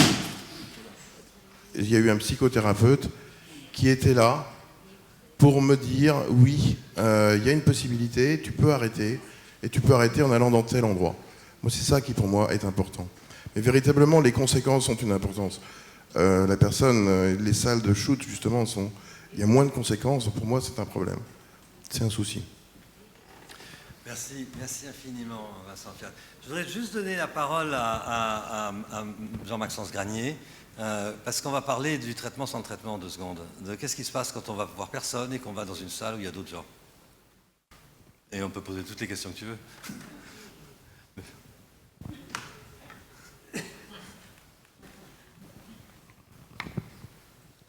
Ta question, elle portait sur... Ma question est portée sur qu'est-ce qui se passe quand on ne va ni dans une salle de shoot, ni voir un psychiatre, ni voir un thérapeute. Ah oui, il y a d'autres salles où on peut aller, c'est vrai.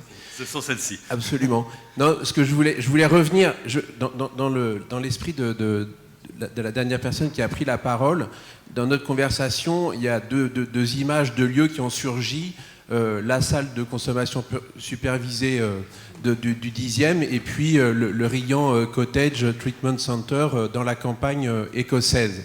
Et on a pu avoir l'impression à un moment que ces 2 lieux s'opposaient avec des publics très différents. Est-ce que ces 2 lieux ne sont pas secrètement reliés?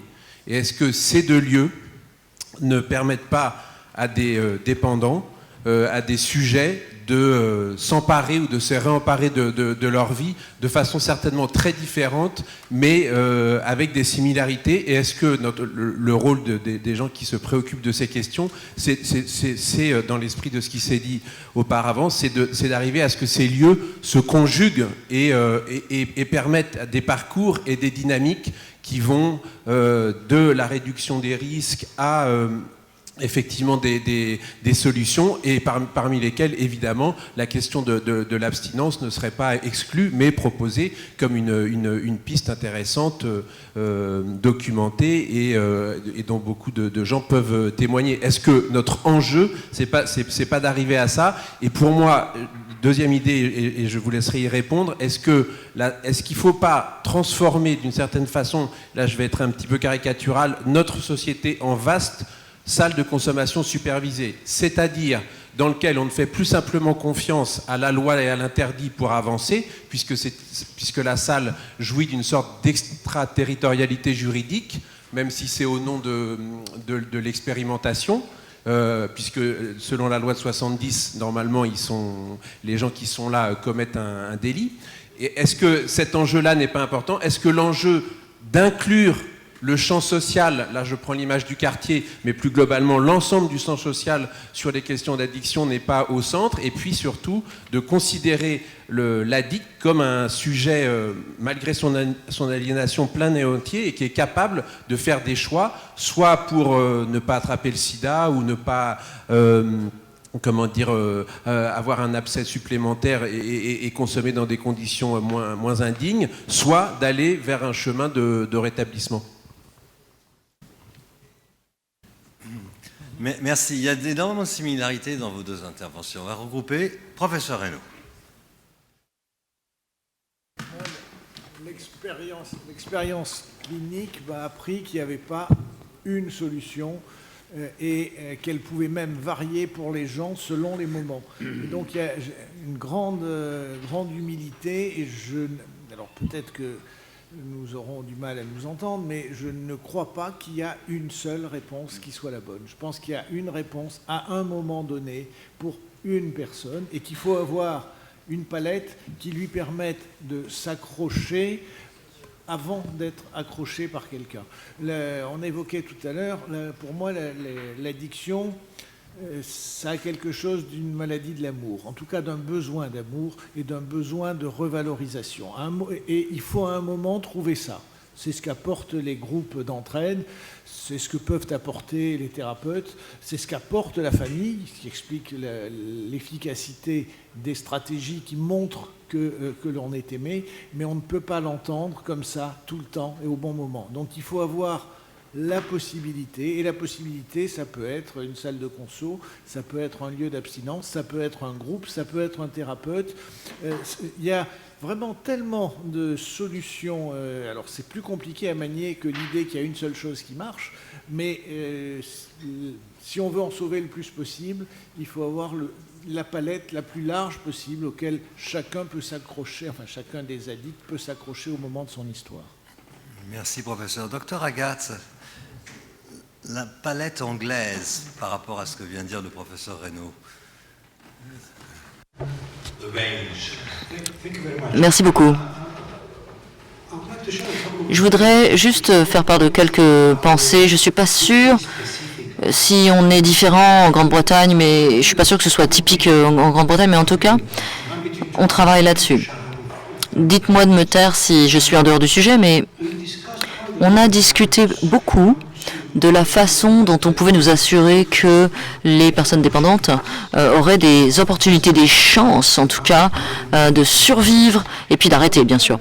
Cependant, implicitement, ce qu'on a dit dans les contributions, c'était en fait le concept du chemin jusqu'à la guérison.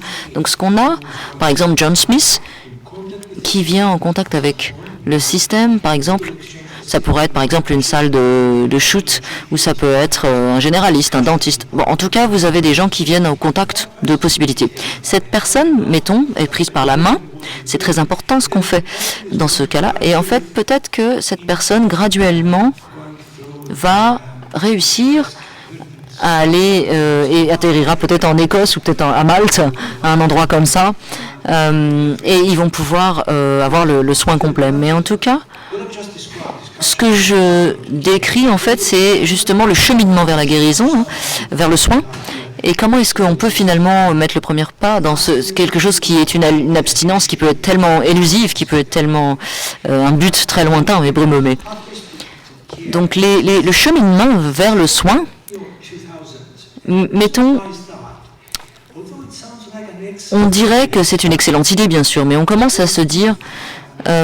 mais cette personne, est-ce qu'il est noir, est-ce qu'il est blanc, est-ce que c'est un homme, une femme, est-ce qu'il a des enfants autour de lui, est-ce qu'il a par exemple des problèmes de vie autres, il y a des gens qui ont des problèmes avec leur vie, ils ont peut-être des problèmes de santé, l'hépatite, je ne sais pas, mais il y a tellement de choses qui sont autour de l'intégration de cette personne, un kidam qui s'appelle John Smith, ou qui dans la tentative finalement de créer de l'ordre à l'intérieur d'un chaos finalement dans lesquels ils vivent, ces gens.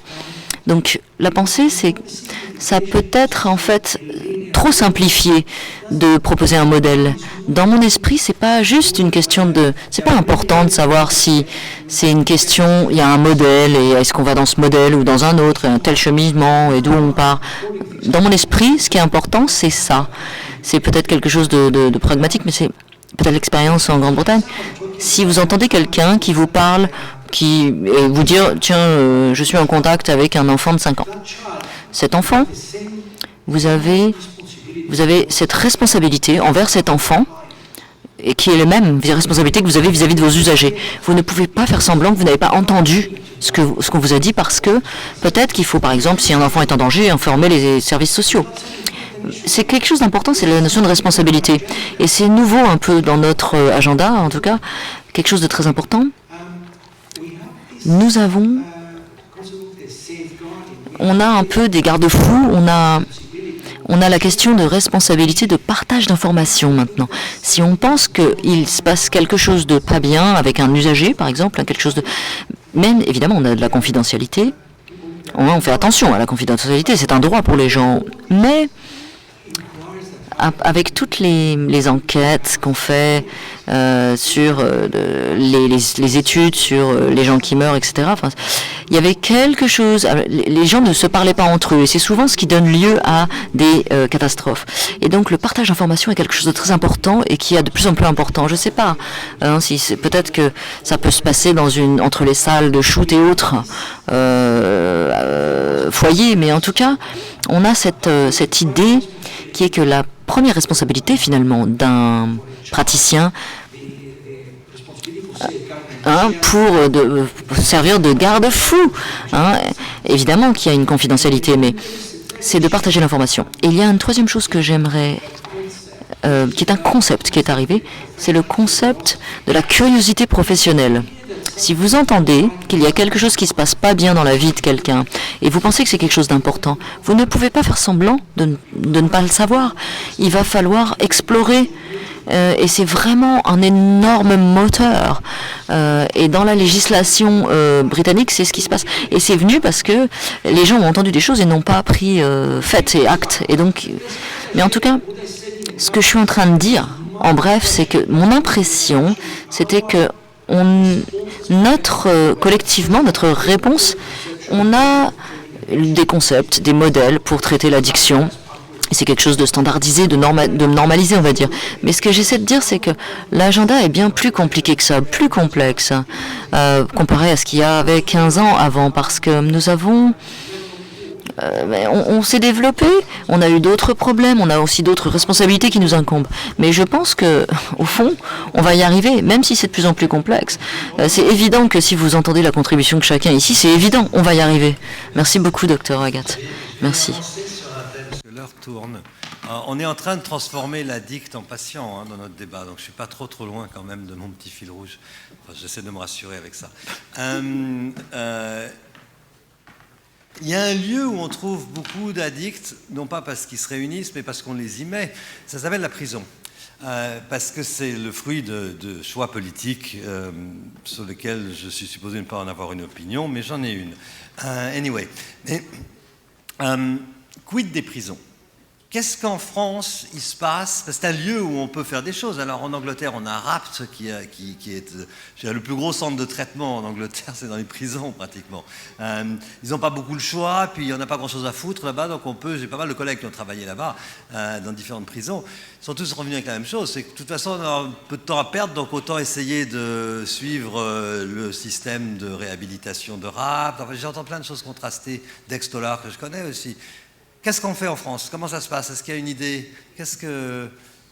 Quid des prisons comme lieu de soins? Peut-être vous avez une idée, Vincent Fiat, ou pas vraiment, ou quelqu'un? Je ne sais pas moi. Parce que quelqu'un a la réponse. Si on n'a pas la réponse, c'est génial, parce que ça signifie quelque chose. Oui, c'est pas bien ce qui se passe en France dans les prisons. Jusqu'à il y a peu de temps, on ne savait même pas, on ne voulait pas savoir qu'il y avait des problèmes d'alcool chez les gens qui rentrent en prison. Or, la moitié d'entre eux ont des problèmes d'alcool, non pris en compte, et donc qui reprennent pour une grande partie à l'extérieur.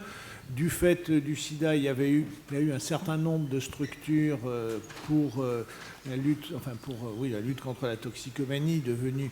Alors il y a des dispositifs, mais dont on a du mal à penser qu'ils sont suffisants au regard des besoins. Il y a l'entrée de produits, il y a l'entrée de seringues. En même temps, les principes de réduction des risques ne s'appliquent pas en prison et donc les patients ne peuvent pas avoir de seringues propres.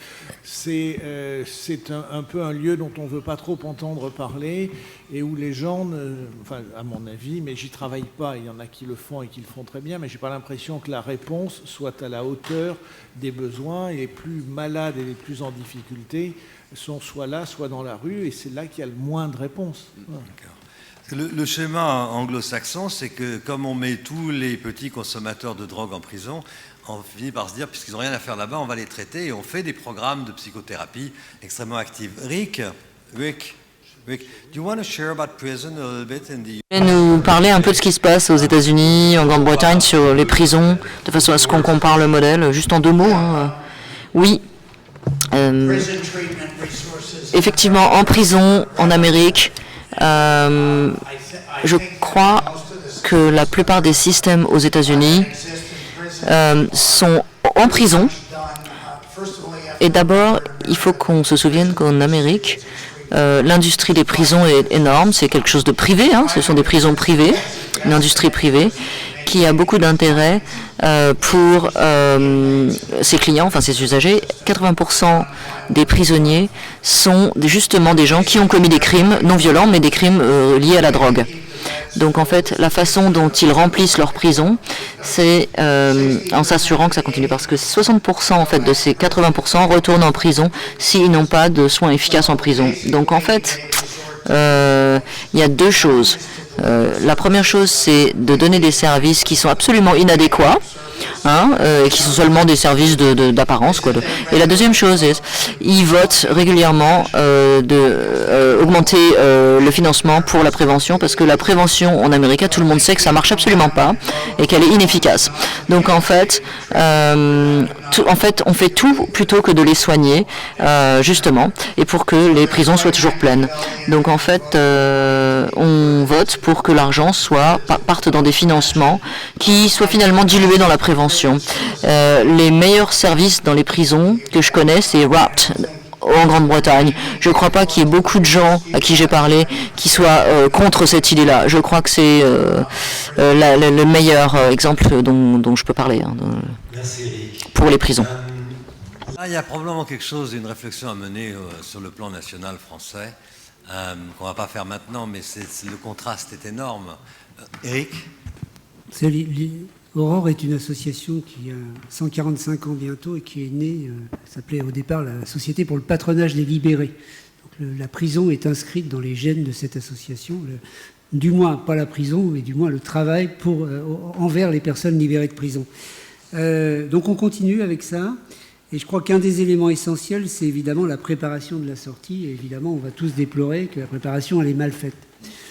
On a une structure, on a peu parlé des femmes ce soir, on a une structure qui accueille des femmes qui sortent de longues peines, souvent d'ailleurs pour des crimes liés à des problèmes de toxicomanie ou de trafic au départ. Et c'est vrai que ça fonctionne, leur insertion, leur réinsertion va fonctionner parce qu'on a eu tout ce travail préparatoire. On a souvent de longs mois, voire quelques années pour le préparer. C'est des permissions, c'est des relations régulières, c'est une relation qui se construit et du coup qui aussi, je pense, simplifie la relation de la personne emprisonnée avec l'environnement de la prison. Ça, c'est une première chose que je voulais dire. Après, on peut tous déplorer aussi l'absence de travail en prison qui, à mon avis, pénalise beaucoup les gens. On fait une expérience parce que Christiane Taubira a tenté des choses quand elle était ministre, et elle a lancé une expérience avec le tribunal de Bobigny, le SPIP, donc les services de probation pour préparer ces libérations, et l'association Aurore, qui est en fait la suspension de peine. C'est un principe qui se fait beaucoup au Canada, qui propose à des gens donc, que leur peine soit suspendue, et en contrepartie, ils s'engagent à suivre un programme, on va dire à la fois de soins et un programme social. Alors on a un tout petit échantillon, puisqu'on a à peine une trentaine de personnes qui ont suivi ce programme, mais ça marche plutôt bien. J'allais dire presque évidemment, ça marche plutôt bien, sachant qu'on a affaire là à des gens qui auraient été en prison pour des courtes peines. Hein. Donc on évite ces courtes peines, et on a un pourcentage de réussite qui est très respectable après 2 ans de fonctionnement. Et je pense que c'est aussi ce genre de choses qu'il faut réfléchir, mais on voit à quel point c'est difficile, puisque je pense que ce programme s'arrêtera probablement rapidement, puisqu'on va construire plein de places en prison, donc voilà. Il y a les choix aussi. Merci beaucoup, Eric. Une question au fond.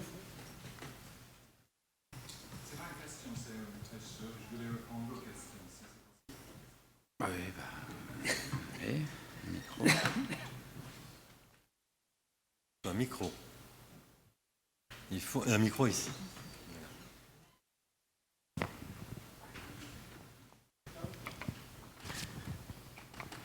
Merci, monsieur. Je vais parler en anglais. Je vais parler en anglais, c'est probablement plus facile. Concernant la question des prisons, Ça reprend beaucoup des thèmes dont j'ai entendu parler aujourd'hui. Nous savons qu'en Angleterre, avec RAPT, vous avez parlé de RAPT et combien c'est un succès. Nous avons des résultats qui sont suivis et statistiquement. Nous avons un programme, nous savons comment ça fonctionne. Et ce serait simple de dire, bon voilà un pays avec des preuves, des résultats fondés scientifiquement à partir de preuves. On peut l'adapter en France. Et en fait, c'est parce qu'on fait. Regardez CBT, comment ça fonctionne.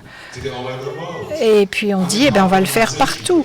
Et pour l'harmonisation aussi, à propos du CTT. Et puis prenez le modèle de Minnesota.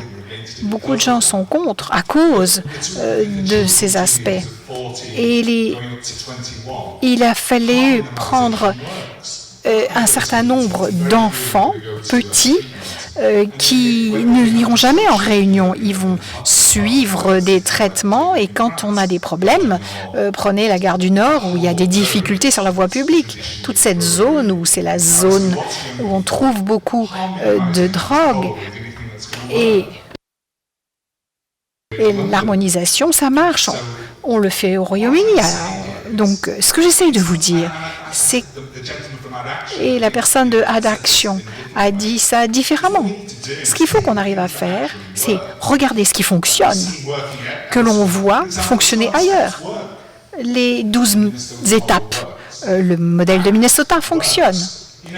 APT fonctionne. Alan Marlatt, il est décédé maintenant, mais dans les prisons de Pennsylvanie, il a travaillé avec la méditation qui permettait d'avancer en pleine conscience. Et c'est ça qu'il utilisait. Donc, autant prendre la liste de tout ce qui fonctionne pour ces situations, et on traite cette condition d'addiction. Et je suis plein d'émotions quand je vous parle de ça. Pourquoi? Vous l'entendez à ma voix. C'est parce que c'est une maladie d'isolement. Et je réfléchissais à l'harmonisation, que les jeunes soient en contact avec d'autres gens. Ils ne sont pas isolés, ils ne sont pas seuls, ils ont l'impression d'appartenir. Parce que c'est une maladie qui veut vous mettre dans une salle, quelque part, dans un coin, et vous tuer. Et donc, toutes les initiatives qui sont extraordinaires, il faut arriver à utiliser la recherche qui est fondée sur les preuves et l'utiliser. Voilà, c'est tout ce que je veux dire. Je vous remercie. Ça me mène à une question qui va peut-être être un des derniers thèmes dont on va parler. Je proposais ce matin, finalement, les troubles addictifs sont une maladie cérébrale, plus que mentale même. L'addiction est un comportement compulsif et la dépendance est un état transitoire plus ou moins long. Bon, les trois propositions sont vraies à mon sens. Maintenant, on peut rentrer dans le problème par l'une des trois grilles, comme on veut. Alors, c'est une question qui peut-être qui s'adresse aux docteurs, aux psychiatres parmi vous en premier lieu. C'est quoi un patient dans tout ça? Parce qu'on parle de l'homme, de l'individu, ce qui est au centre, mais à partir de quand et comment considère-t-on avec respect cette notion de patient? Est-ce qu'on travaille sur un patient dans sa profondeur, de sa difficulté à être un être vivant? Est-ce qu'on travaille sur un patient juste sur le plan de sa situation dépendentielle? Comment on définit cette notion de patient? Jusqu'où va-t-on? Parce qu'il y a aussi le respect de l'individu. Où est-ce qu'on va dans cette espèce de spectre? C'est vaseux comme question? Non, c'est très compliqué. Mais la réponse qu'on a envie de faire, c'est, pour moi, un patient, c'est quelqu'un qui vient me demander de l'aide. Alors là, je sais à peu près, je suis payé pour ça, c'est ce que j'ai envie de faire. Et après, on utilise tout ce qu'on peut utiliser. Après, sur le plan de la santé publique, il y a des tas de patients qui ne viennent pas me demander de l'aide et que j'essaye quand même j'essaye d'en faire les différentes catégories pour essayer de comprendre qu'est-ce qui ferait qu'ils trouveront de l'aide ailleurs qu'avec moi. Avec des tas d'autres systèmes, c'est bien évidemment ce que je veux dire, éventuellement avec les proches et comment utiliser les proches pour qu'ils soient plus efficaces. Mais donc c'est terrible parce que il n'y a pas de bonne réponse, on est tous un peu malades de quelque chose. C'est quand on va voir le docteur qu'on est estampillé patient. Mario Blaise? Ça, c'est une question aussi de terminologie. À Marmottan, au départ, dans une optique un peu antipsychiatrique et rogérienne, il était obligatoire quasiment d'appeler les personnes qui venaient consulter des clients. Voilà, donc c'était forcément des clients, justement pour marquer la différence avec la psychiatrie, avec la maladie, et donc les personnes reçues étaient des personnes qui venaient demander des choses et se servir de ce qu'on pouvait leur offrir. Donc nous proposions des services à des clients. Voilà. On essaie de rester dans cette optique-là. Ce qui est étonnant maintenant, c'est combien les clients eux-mêmes, les patients, ne se reconnaissent pas du tout ou se reconnaissent plus trop dans cette dénomination-là. Ils disent, mais attendez, des clients, vous n'êtes pas des dealers, on n'est pas... Voilà. Et donc remettent eux-mêmes en cause cette notion de client, préféreraient être appelés patients ou usagers. D'autres structures ont cherché d'autres termes, Actian, Okeros par exemple. Enfin bon, beaucoup de questions, de questionnements, alors sur la terminologie, mais qui en disent aussi long sur la manière de se placer et de ce qu'on peut avoir en tête dans la relation. Mais je pense que ce qui est quand même important, c'est de justement continuer à se poser des questions par rapport à la relation, que ça ne devienne pas quelque chose d'évident, quoi.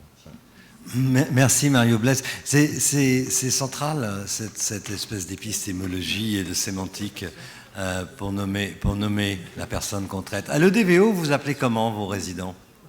Les résidents, voilà. Et c'est les mêmes individus, hein? Et je crois que c'est très important qu'on ait mis ça en exergue, je vous remercie. Ça ne va pas nécessairement résoudre le problème tout de suite, mais au moins on sait d'où on parle, à qui on parle, pourquoi on parle et quels mots on utilise pour qualifier des choses. Stéphane, vous vouliez dire quelque chose? Oui, en tant que non-spécialiste, moi j'ai au moins une petite idée, c'est qu'en tout cas le patient, c'est pas celui qu'on laisse dans la rue, dans un sale état et totalement désocialisé. Et que tout moyen qui peut être mis pour sortir les gens de ce type de situation peut devenir peut-être un patient un jour, ou en tout cas quelqu'un avec qui on a une action avec lui en pleine conscience. Et pour revenir peut-être sur un ou deux points qu'on a entendus tout à l'heure, je ne sais pas, j'entends bien ce qui peut être dit sur les salles de consommation et le process ou pas qu'il peut y avoir vers du soin, du sevrage et tout. Moi, ce que je sais, c'est qu'en tout cas, c'est des lieux qui peuvent peut-être permettre déjà ça. Et en tout cas, les gens qui sont actuellement dans la rue, si on ne leur permet pas d'aller dans ce type de lieu, ils ne seront jamais des patients. C'est exact. Merci Stéphane. Ben, je voudrais qu'on passe à une chose importante qui est quand le patient redevient un être humain, et c'est ce qu'on appelle rester sobre au mieux de ce qu'on peut, et le concept d'abstinence s'applique à des objets de l'addiction, mais la personnalité addictive fait assez mauvais ménage avec le concept d'abstinence. On passe d'une substance à un processus ou différentes choses.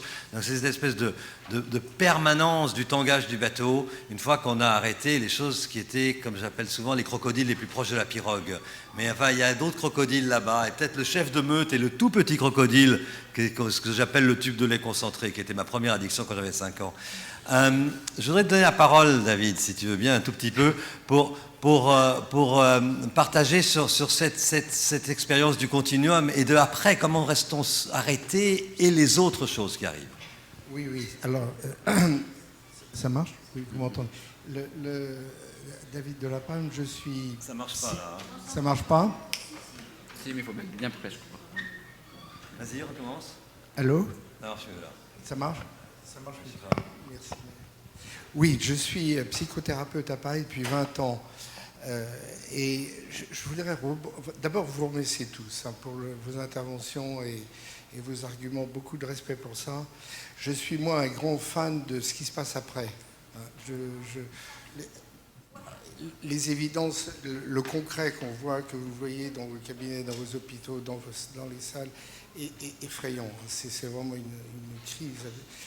Et alors moi, ce qui m'intéresse, comme je dis, c'est ce qui se passe après. Je voudrais rebondir sur ce que vous avez dit, professeur Reynaud. L'addiction, c'est peut-être une question d'amour, ou de manque d'amour.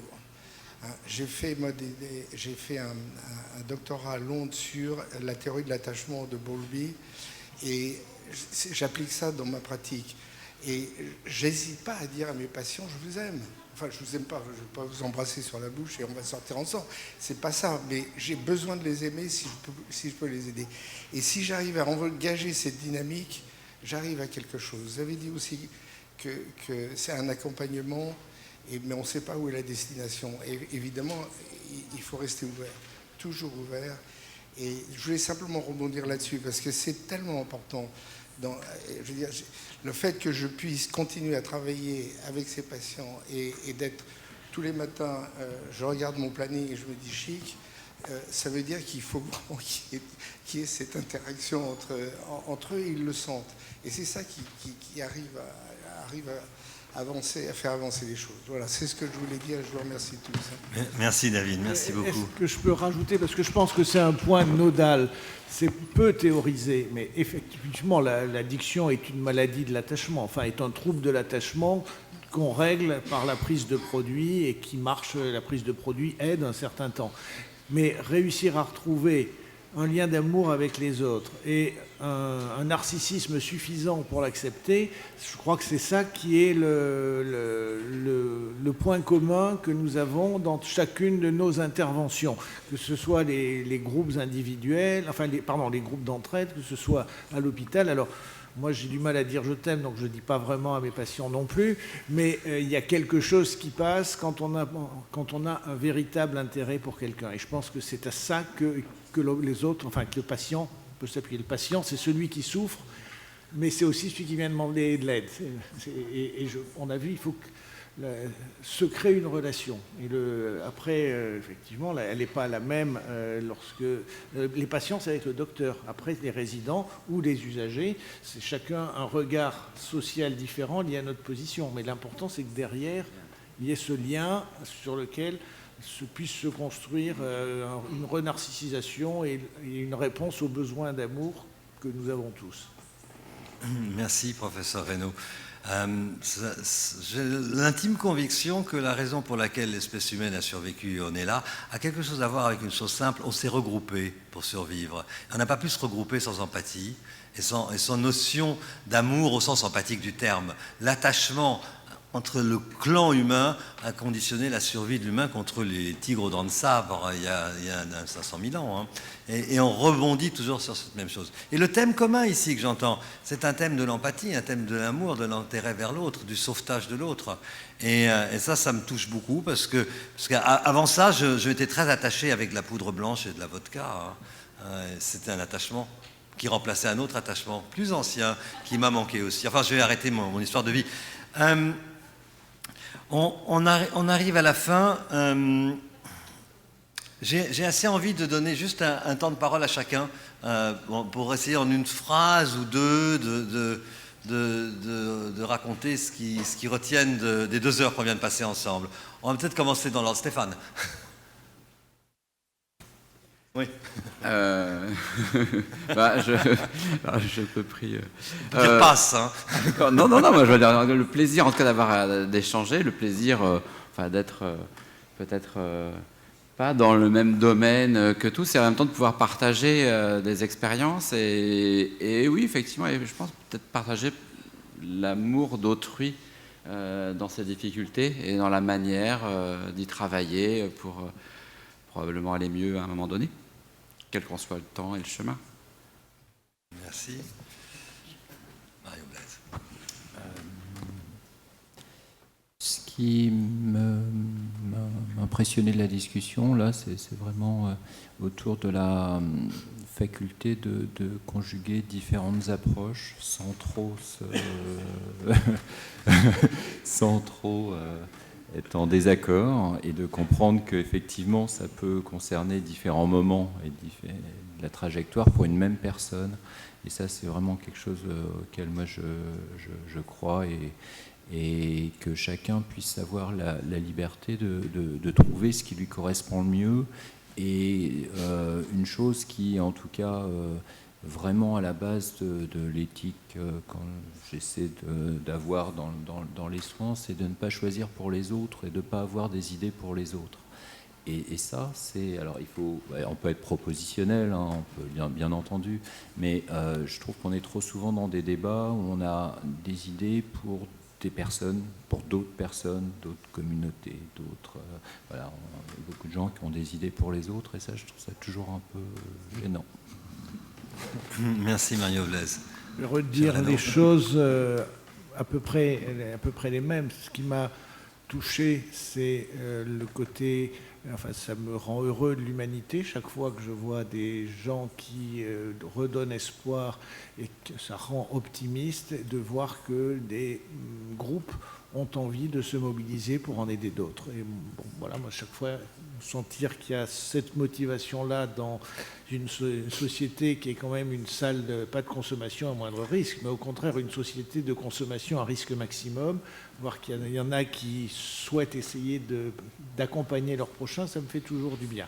Après, je ne sais pas si on a bien réussi à faire passer le message que je crois que nous faisons passer tous les trois, c'est qu'il n'y a pas une solution prototypique et qui s'adapte à toutes les modalités de souffrance liées au non-contrôle de ses pulsions et de son désir. Donc il faut une grande souplesse et effectivement tâtonner. Ça ne veut pas dire qu'il n'y a pas des preuves. Hein. Quelqu'un disait il y a des évidences, mais dans ce domaine, c'est extrêmement compliqué parce qu'il y a énormément de biais. Donc, savoir ce qui marche est difficile.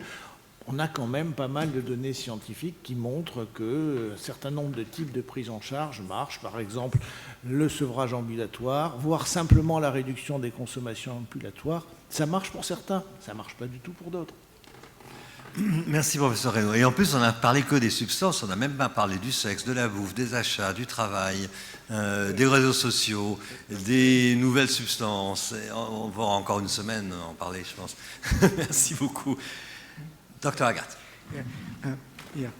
Thank you. Merci de me donner la parole. Il y a 11 heures, nous avons lancé cette conférence et je retrouve la même énergie qu'il y a 11 heures. Et ça c'est pas quelque chose que j'ai vécu très souvent. Et ça dit beaucoup sur la véracité des contributions qui sont ressorties dans toute la journée. Ce que j'ai entendu, c'est une polyphonie, oui, mais je n'ai pas entendu d'hétérogénéité. C'est-à-dire que vous avez bien plus en commun que des divergences. Et ça, c'est une initiative extraordinaire. J'espère qu'il y en aura d'autres.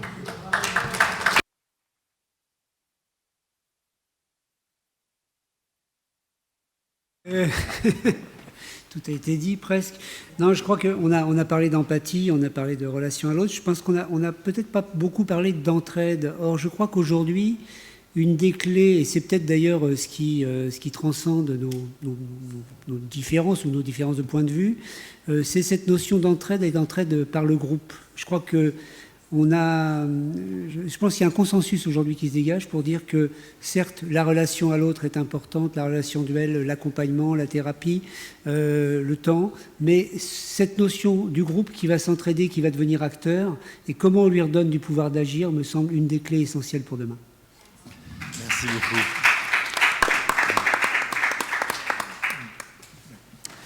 Il me reste qu'à vous remercier. Moi, je retiens d'ici un profond sens de l'humanité. Ça fait du bien. Ça fait du bien. On a peut-être apporté une petite goutte d'eau dans l'océan. C'est un problème difficile. Faut qu'on continue. Je pense qu'on reviendra en octobre. Merci à tous d'avoir été là aujourd'hui. Merci infiniment.